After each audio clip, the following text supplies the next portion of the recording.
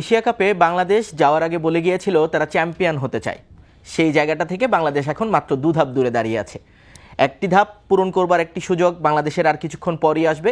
ঘড়ির কাঁটায় যদি একেবারে হিসেব করে বলি তাহলে 6টা 24, অর্থাৎ এখন থেকে আর 2 ঘন্টার মধ্যেই আসলে বাংলাদেশে এবং পাকিস্তানের ম্যাচটি অনুষ্ঠিত হবে। দুবাই আন্তর্জাতিক ক্রিকেট স্টেডিয়ামে একটি অলিখিত সেমিফাইনালে আসলে মুখোমুখি হবে বাংলাদেশ এবং পাকিস্তান। সেই ম্যাচের আগে ফ্যাক্ট আসলে দুটো। এক, অতীত ইতিহাস যদি ধরা হয়, অর্থাৎ মুখোমুখি লড়াইয়ের একটা পরিসংখ্যান, তাহলে বাংলাদেশ এবং পাকিস্তান টি-20তে এখন পর্যন্ত 25 বার মুখোমুখি হয়েছে, যেখানে 20 বার জিতেছে পাকিস্তান আর মাত্র 5 বার বাংলাদেশ। আর একেবারে রিসেন্ট পাস্টের যদি হিসেব করি, অর্থাৎ এই বছরে, অর্থাৎ 2025 সালে বাংলাদেশ এবং পাকিস্তান এখন পর্যন্ত 6টা টি-20 ম্যাচ খেলেছে। 3টা পাকিস্তানের মাটিতে, 3টা বাংলাদেশে। এই 6টার মধ্যে 4টিতেই কিন্তু হেরেছে বাংলাদেশ। শেষ যে 2টো ম্যাচে বাংলাদেশ জিতেছে সেটা নিজেদের মাটিতে, তবে সেই ম্যাচ দুটো বাংলাদেশ জিতেছে, কিন্তু সেই ম্যাচের উইকেট নিয়ে কিন্তু অনেক সমালোচনা রয়েছে। আমরা সেই সময় শুনেছিলাম পাকিস্তানের যিনি অধিনায়ক ছিলেন, এখনও তিনি পাকিস্তানের অধিনায়ক সালমান আলী আগা, তিনি বলেছিলেন যে এশিয়া কাপের আগে এই ধরনের উইকেটে খেলাটা বাংলাদেশের জন্য সমীচীন হচ্ছে না, অন্যান্য দেশের জন্য তো নাই, কারণ যে অনুশীলন করবার প্রয়োজন, যে আইসিসির ইভেন্টগুলোতে বা এসিসির ইভেন্টগুলোতে যে ধরনের উইকেট হয়ে থাকে, সেই উইকেটের ধারে কাছেও ছিল না মিরপুরের উইকেট। কিন্তু তারপরেও জয় তো জয়, সেই জয় বাংলাদেশকে যে আত্মবিশ্বাস দিয়েছে, সেই আত্মবিশ্বাস থেকে কিন্তু ক্রিকেটাররা যাওয়ার আগে বলে গিয়েছিলেন যে বাংলাদেশ চ্যাম্পিয়ন হতে চায় এশিয়া কাপে। সেই জায়গাটায় বাংলাদেশ অনেকটুকুই উতরে এসেছে। হংকংকে হারিয়েছে, আফগানিস্তানকে হারিয়েছে, সুপার 4-এ শ্রীলঙ্কাকে হারিয়েছে। একটা ম্যাচ বাংলাদেশ ইন্ডিয়ার সঙ্গে হেরেছে, কিন্তু পাকিস্তানের তুলনায় এখন পর্যন্ত মোটা দাগে যদি বলা যায়, এই কন্ডিশনে এই টুর্নামেন্টে বাংলাদেশ আপার হ্যান্ডে রয়েছে। কিন্তু তারপরেও আরও একটা ফ্যাক্টর রয়েছে, বাংলাদেশ 24 ঘন্টার আগেই আরও একটা ম্যাচ খেলতে নামছে যখন পাকিস্তানের বিপক্ষে, তার ঠিক কিছু 24 ঘন্টা আগেই বাংলাদেশ ইন্ডিয়ার সাথে একটি ম্যাচ খেলেছে একই স্টেডিয়ামে এবং একই উইকেটে। উইকেটটা হয়তো আজকের ম্যাচে চেঞ্জ হবে, কিন্তু এই একই কন্ডিশনে বাংলাদেশ 18 ঘন্টা আগে, আমি যদি একেবারে ঘড়ির কাঁটার হিসেবে করি, তাহলে 18 ঘন্টা আগে বাংলাদেশ ভারতের সঙ্গে ম্যাচটা শেষ করেছে। এই 18 ঘন্টার ডিফারেন্সে বাংলাদেশ পাকিস্তানের সঙ্গে নামবে। আইসিসির যে রুলস আছে, সেই রুলস মোতাবেক 24 ঘন্টার মধ্যে দুটো আন্তর্জাতিক ম্যাচ খেলবার কোনো পারমিশন আসলে থাকে না। কাগজে কলমে বাংলাদেশের সেই ম্যাচ দুটো 24 ঘন্টার একটা ডিফারেন্স হয়তো বা থাকছে, কিন্তু আমরা দেখতে পাচ্ছি বাংলাদেশ পাকিস্তান ম্যাচটা যখন, ভারত ম্যাচটা যখন শেষ হয়েছে, সেখান থেকে আজকে যদি বাংলাদেশ পাকিস্তান যে মুহূর্তে নামবে, সেখানে ডিফারেন্সটা আসলে 24 ঘন্টাতেও নেই। দুবাইয়ের প্রচণ্ড গরম উপেক্ষা করে বাংলাদেশকে নামতে হচ্ছে। বাংলাদেশের পেসার, বাংলাদেশের ক্রিকেটার সবার ভেতরে একটা ফ্যাটিক কাজ করবে, এটা খুব স্বাভাবিক। সেই জায়গাগুলোকে উতরে যেতে হবে বাংলাদেশকে, শুধুমাত্র ইতিহাস বা পরিসংখ্যান নয়, প্রতিপক্ষের সঙ্গে বাংলাদেশকে এই ব্যাপারগুলো আসলে উতরে যেতে হবে। সেই জায়গাটা নিয়ে আরও কথা বলবো, তবে তার আগে আমার কাছে একটা প্রতিবেদন আছে, যেটা আমার সহকর্মী আছেন দুবাইতে, তিনি গতকাল আমাদেরকে পাঠিয়েছিলেন। বাংলাদেশের অনেক এক্সপার্টদের সঙ্গে তিনি কথা বলেছেন এই ব্যাপারগুলো নিয়ে। সেই জিনিসটা একটু দেখে আসি, তারপর আসলে আমরা কথা বলবো বাকি অংশ নিয়ে। প্রায় 18 ঘন্টার কম সময়ের ব্যবধানে আরও একটি ম্যাচ খেলতে হবে দুবাই স্টেডিয়ামে, এবং এই উইকেটের যে 5 নম্বর পিচটি রয়েছে, সেই পিচেই খেলবে বাংলাদেশ এবং পাকিস্তান, যেটা আসলে ভারত ম্যাচের মতন অতটা ব্যাটিং বান্ধব হবে না, বরং স্পিনাররা বাড়তি অ্যাডভান্টেজ পেতে পারে এই পিচ থেকে। They are all professional cricketers. হ্যাঁ, অবশ্যই টাফ, স্পেশালি এই গরমে, এই হিটে, হিউমিডিটি কন্ডিশনের কারণে, but you need to be mentally strong. আজকে বেশ কয়েকজন একাদশে ছিল না, আশা করব তাসকিন কামস ব্যাক, আশা করব লিটন কুমার দাস, সাইড স্ট্রিমটা সিরিয়াস না। অধিনায়ককে পাচ্ছেন টিম টাইগার্স, এবং অধিনায়ককে নিয়ে যদি পাকিস্তান বধ করা সম্ভব হয়, তাহলেই ফাইনাল দেখা যেতে পারে টিম বাংলাদেশকে। যেহেতু একটা বিরাট সুযোগ এসছে হাতে, পাকিস্তানের সাথে ভালো ক্রিকেটটা খেলা, ইতিবাচক ক্রিকেট খেললে ইনশাল্লাহ আশা করি ফাইনাল খেলতে পারবে। ভালো ক্রিকেট খেললে অবশ্যই, ইতিবাচক ক্রিকেট খেললে অবশ্যই সেরাটা যদি দিতে পারে সবাই, ইনশাল্লাহ আশা করি ভালো করবে পাকিস্তান। ডেফিনেটলি আমরা আশাই করি যে পাকিস্তানের সাথে আমরা ভালো ফলাফল করতে পারবো, এবং এখন বলে দেওয়া খুব মুশকিল, কিন্তু পাকিস্তান বা বাংলাদেশকে আসলে ফাইনালে যাবে। কালকে যে দল ভালো খেলবে সে দলে যাবে, বাট আমরা বোধহয় মোমেন্টামে আছি, সবার মধ্যে সেই বিশ্বাসটা আছে যে আমরা পাকিস্তানকে হারিয়ে ফাইনাল যেতে পারবো। ভারতীয় সমর্থকদের কাছে প্রশংসা কুড়িয়েছে টিম বাংলাদেশ। তারা মনে করছে এই দলটাই সামর্থ্য রাখে ফাইনালে ওঠার। Bangladesh next match is with Pakistan, right? Yeah, so I think they are also a good enough team to beat Pakistan. All the best to you. All the best. God bless your team, and inshallah we'll see you in the next Asian Games. Hope to see you in the final again. 2016 পর দ্বিতীয়বারের মতো টি-20 ফরম্যাটে final খেলবে Bangladesh. Dubai আন্তর্জাতিক cricket stadium থেকে সাব্বির মিথুন, সময় সংবাদ। শত্রু শত্রু নাকি বন্ধু, এই প্রতিবেদনটিতেই আমরা সেটা দেখলাম। ভারতীয় সাপোর্টাররা কিন্তু এখন চাচ্ছে বাংলাদেশই যেন ফাইনালে যায়, অর্থাৎ পাকিস্তানের চেয়ে তারা বাংলাদেশের বিপক্ষে ফাইনালে খেলতেই বেশি স্বাচ্ছন্দ্য বোধ করবে। সেটা বিভিন্ন কারণ হতে পারে, হয়তোবা বাংলাদেশকে তারা দুর্বল ভাবছে অন্তত পাকিস্তানের তুলনায়। সে তর্কে আমরা না যাই। আমরা আমাদের এক্সপার্টরা কি বলছেন, 3 জন কথা বলেছেন। একজন সাবেক ক্রিকেটার, একজন সাবেক অধিনায়ক এবং প্রধান নির্বাচক ছিলেন একসময়, আরেকজন বর্তমান বাংলাদেশ ক্রিকেট বোর্ডের ক্রিকেট অপারেশনসের দায়িত্ব আছেন। 3 জনই আসলে একটা কথাই বারবার বোঝাতে চাইছেন, বাংলাদেশ একটা মোমেন্টামে আছে, বাংলাদেশ একটা মোমেন্টাম পেয়েছে। ভারতের বিপক্ষে ম্যাচটায় বাংলাদেশ হেরে গেলেও তাদের কাছে বিশ্বাস যে বাংলাদেশ টিমটা আসলে সেই মোমেন্টামটাকে এখনই লুজ করবে না, কারণ দুবাইয়ের এই মাঠটাতে বাংলাদেশ শ্রীলঙ্কাকে হারিয়েছে। যদিও যে ম্যাচে যে পিচে খেলা হয়েছিল শ্রীলঙ্কা এবং ভারতের বিপক্ষে, পাকিস্তানের বিপক্ষে একেবারে একটি ভিন্ন পিচে খেলা হচ্ছে। আমরা ESPN ক্রিক ইনফো থেকে শুরু করে ক্রিকবাজ এবং অন্যান্য ক্রিকেট বিষয়ক যে ওয়েবসাইটগুলো আছে সেগুলোতে যে যতটুকু জানতে পেরেছি, বিভিন্ন ক্রিকেট বিশ্লেষণ থেকে যা শুনতে পেরেছি বা বুঝতে পারছি, তাতে এই পিচটি স্পিনার ফ্রেন্ডলি হবে এবং সেই ক্ষেত্রে বাংলাদেশের জন্য সেই ক্ষেত্রে একাদশে যে একটা পরিবর্তন আসবে সেটা তো আসলে বলতেই হয়। আজকে পাকিস্তান ম্যাচে বাংলাদেশ অন্তত 3টি পরিবর্তন করবে, সেটা আসলে অবধারিত।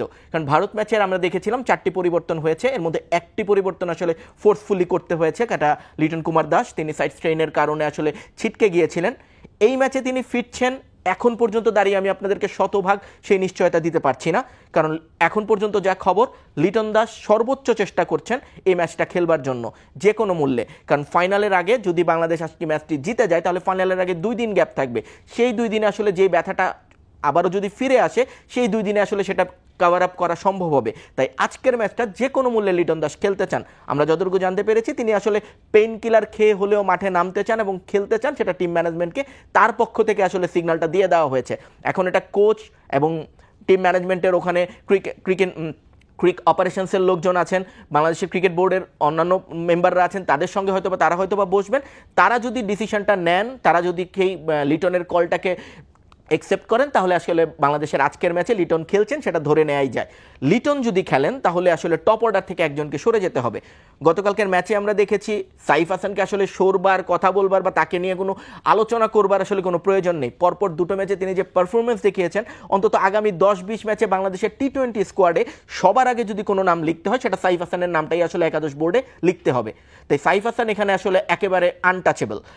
সেকেন্ড তানজিদ তামিম এবং পারভেজ হোসেন ইমন, এই দুজনের জায়গাটাই আসলে লিটন দাস আসলে যে কোনো একজনকে ছেড়ে দিতে হবে।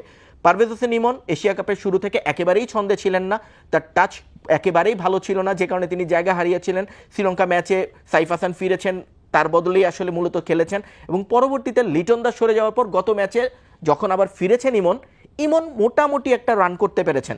তিনি বুমরার প্রথম 7টা বল আমরা দেখেছি মারাত্মকভাবে ভুগেছেন, 8 নম্বর বলে তিনি প্রথম রান পেয়েছেন। তারপরে যতক্ষণ মাঠে ছিলেন তার যে আক্রমণাত্মক স্বভাবসুলভ ক্রিকেট সেটা তিনি খেলবার চেষ্টা করেছেন। অন্যদিকে তানজিদ তামিম পরপর 2 ম্যাচে আসলে রান পাননি, একটা 50 এসেছে তার ব্যাট থেকে তার আগের ম্যাচে, কিন্তু এই ম্যাচটা দুটোতেই যেহেতু তিনি রান পাননি, আজকের ম্যাচে যদি লিটন ফিরে আসেন তাহলে হয়তোবা, আমি আবার বলছি হয়তোবা তানজিদ তামিমকেই আসলে বসতে হতে পারে। কারণ ক্রিকেটে আপনি টাচে আছেন কিনা, গুড টাচে আছেন কিনা সেটা একটা ম্যাটার করে এবং সেই ক্ষেত্রে ইমন তামিমের চেয়ে এগিয়ে থাকবে। মিডল অর্ডারে তাওহিদ হৃদয় একেবারে টিমের এই মুহূর্তে টিমের সবচেয়ে পছন্দের ক্রিকেটারদের একজন, তাই তাওহিদ হৃদয় সরে যাওয়ার আসলে কোনো কারণই নেই। কারণ তাওহিদ হৃদয়কে সরিয়ে যাকে আনা হবে তিনিও যে খুব বেশি টাচে আছেন বা টাচে থাকবেন সেটা বলা যাচ্ছে না। তাই তাওহিদ হৃদয় লাস্ট ম্যাচটা ভালো না করলেও আফগানিস্তান ম্যাচে তিনি যে ইনিংসটা খেলেছেন সেটার বদৌলতে তিনি আসলে এই ম্যাচটা খেলছেন। পরের 2টো জায়গা জাকের আলী অনিক এবং শামীম হোসেন পাটোয়ারির। জাকের আলী অনিককে নিয়ে প্রশ্ন উঠতেই পারে। যাওয়ার আগে আমরা দেখেছি পাওয়ার হিটিং কোচের সঙ্গে ভেলোসিটি ব্যাট দিয়ে তিনি আলাদা করে অনুশীলন করেছেন, হাতুড়ি দিয়ে প্র্যাকটিস করেছেন। সেই সময় অনেক ট্রল হয়েছে এটা নিয়ে যে হাতুড়ি দিয়ে ব্যাটিং শিখবার কি আছে, তখন অনেক বড় বড় কথা বলা হয়েছিল, টিম ম্যানেজমেন্ট থেকে জানানো হয়েছিল। তো সব কিছু মিলিয়ে একটা গোলকধাঁধার মধ্যে ছিলাম যে জাকের আলী অনিক কেমন করে, জাকের আলী অনিক এশিয়া কাপে কেমন করে। কারণ বাংলাদেশের T20 রিসেন্ট পাস্টে যতগুলো ম্যাচ খেলেছে জাকের আলী অনিক ছিলেন একমাত্র পারফর্মার, তাই তাকে আসলে বাদ দেওয়ার কোনো প্রশ্ন উঠছিল না এশিয়া কাপে। কিন্তু এখন পর্যন্ত এশিয়া কাপের যে ম্যাচগুলো বাংলাদেশ খেলেছে তাতে 60টি বল, আমি আবার বলছি 60টি বল এখন পর্যন্ত খেলেছেন জাকের আলী অনিক, একটা ছক্কাও তার ব্যাট থেকে আসেনি। তিনি লাস্ট ম্যাচে অধিনায়কত্বও করেছেন, সেই অধিনায়কত্বের করতে যেও আমরা দেখেছি যে তিনি বল খেয়ে যে প্রেশার ক্রিয়েট করেছেন সেই প্রেশারটা নিজেই আসলে আর পরে শেষ পর্যন্ত কন্টিনিউ করতে পারেননি, রান আউট হয়ে গেছেন। তাই তার উপর ইমেন্সিভ প্রেশার এই মুহূর্তে রয়েছে।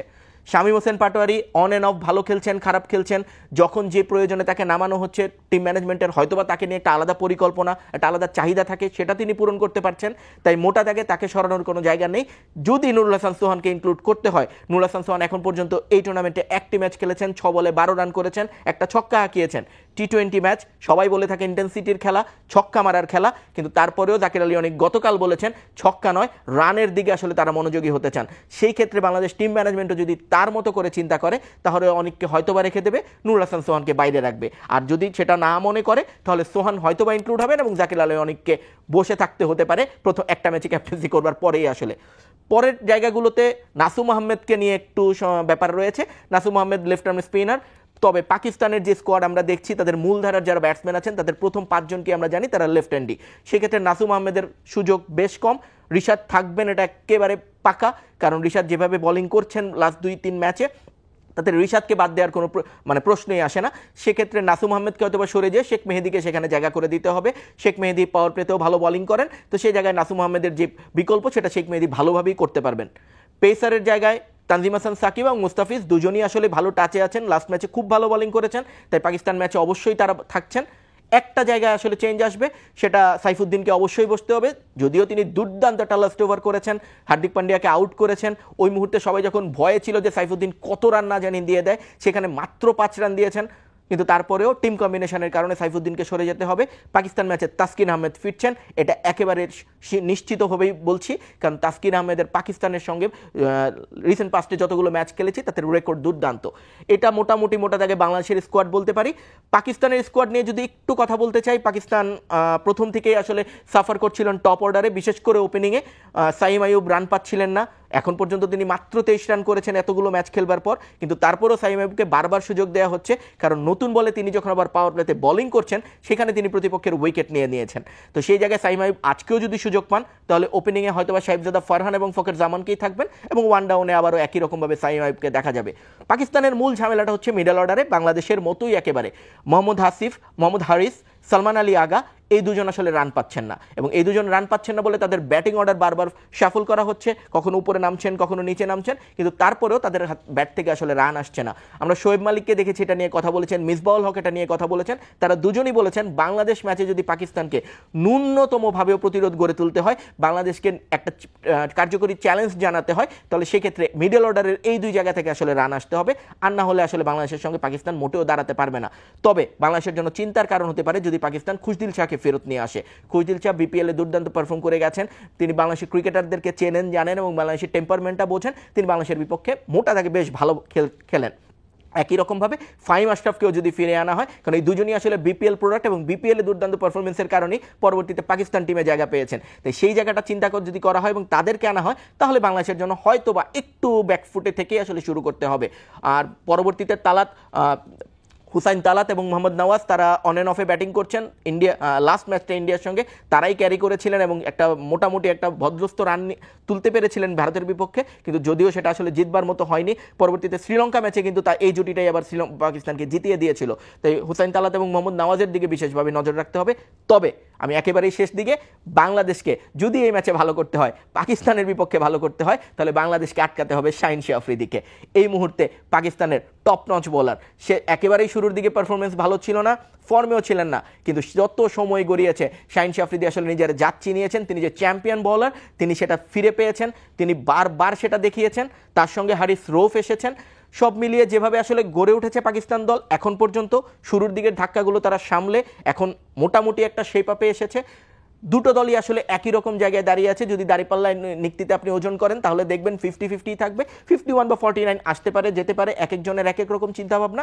তবে ম্যাচটা একটা উপভোগ্য হবে, কারণ কেউ কাউকে ছাড় দেবে না, যে জিতবে তার জন্যই ফাইনাল, আর ফাইনালে তাদের জন্য অপেক্ষা করছে মাইটি ইন্ডিয়া।